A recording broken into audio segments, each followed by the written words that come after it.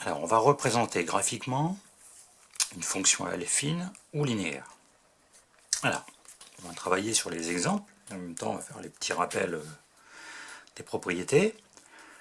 Donc, premier exemple, f de x égale 1,5x. Donc, ici, j'ai une fonction sous la forme a fois x. Donc, c'est bien une fonction linéaire.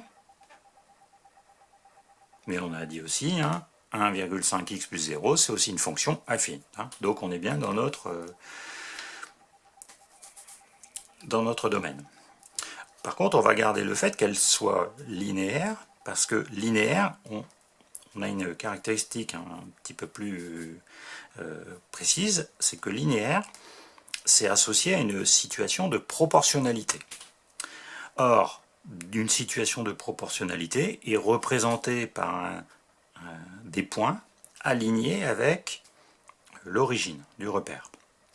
Ce qui fait que là, avec cette fonction, je vais avoir une droite passant par 0, puisque mes points doivent être alignés avec l'origine. Voilà. Donc du coup, ma droite, elle va passer par 0. Et d'ailleurs, si je vais 1,5 fois 0, j'obtiens bien 0. C'est-à-dire que l'image de 0, c'est 0. Or, maintenant, pour tracer une droite, on est bien d'accord qu'il me faut un deuxième point. Quand j'aurai un deuxième point, je pourrai tracer ma droite. Donc, je vais choisir une valeur de x. X, je choisis une valeur.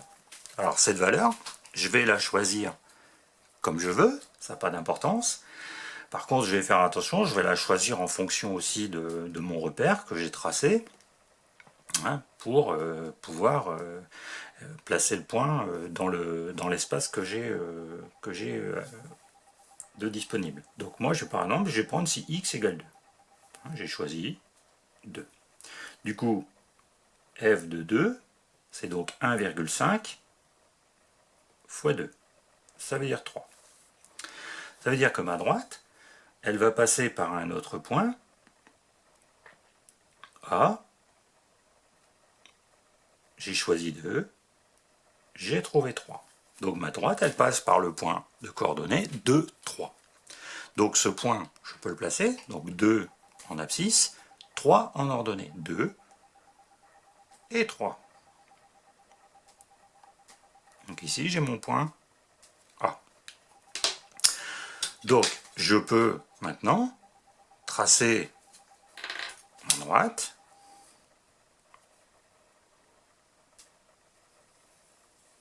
Voilà. Et je vais représenter graphiquement cette fonction. Alors, si je prends un autre point que 2, si je prends 1, 1,5 fois 1, ça va faire 1,5.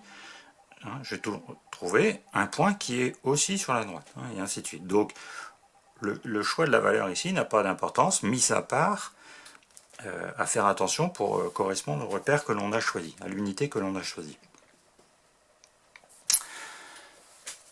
Deuxième fonction, g de x égale moins 2x plus 3. Donc cette fois-ci, c'est une fonction qui est bien affine, mais pas linéaire, puisque ax plus b, donc affine. Et une fonction affine, elle est représentée aussi par une droite. Puisque, en fin de compte, c'est quoi une fonction affine? C'est un morceau d'une fonction linéaire, et par rapport à cette fonction linéaire, donc les points que l'on obtiendrait, on va tous les points que l'on va obtenir, on va les augmenter ou les diminuer d'une certaine valeur.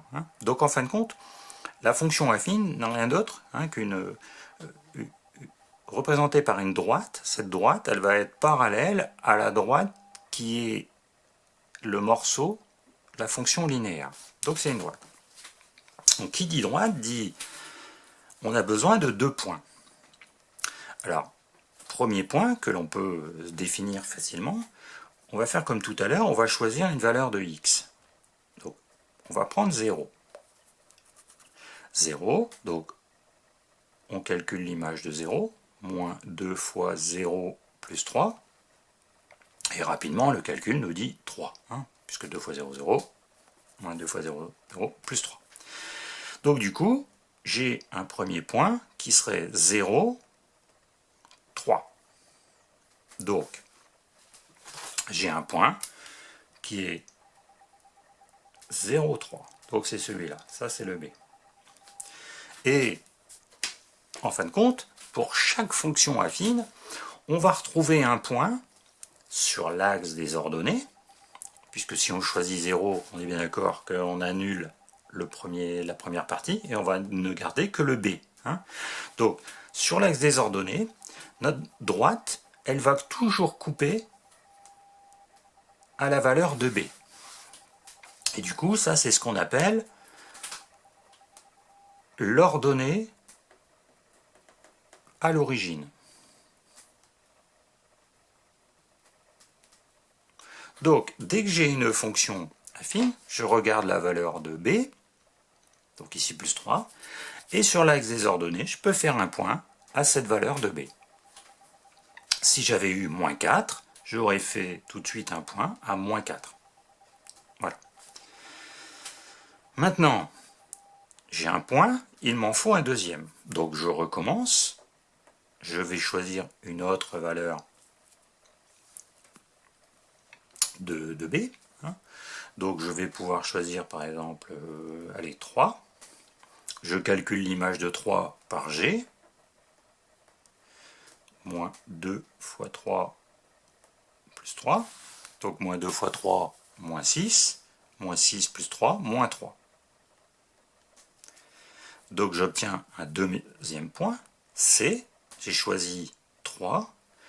Et en l'image de 3, c'est moins 3. Donc, j'ai le point de coordonnées, donc 3, moins 3. C. Donc, comme je sais que ma fonction affine est représentée par une droite, 2 points vont suffire, puisque pour tracer une droite, il nous faut au minimum 2 points. Donc, je peux tracer la droite qui passe par les points B et C. Voilà. Donc j'ai représenté graphiquement ma fonction affine. Donc on résume. Fonction linéaire, elle passe forcément par 0. En comparaison, fonction affine, la valeur de B, hein, le AX plus B, dans la définition, le B c'est l'ordonnée à l'origine, donc la valeur où la droite coupe l'axe des ordonnées. Et ensuite, pour chaque fonction, il me faut un deuxième point, et avec ce deuxième point, je peux tracer mes droites. Voilà comment on peut représenter graphiquement une fonction, affine ou linéaire, en utilisant des points.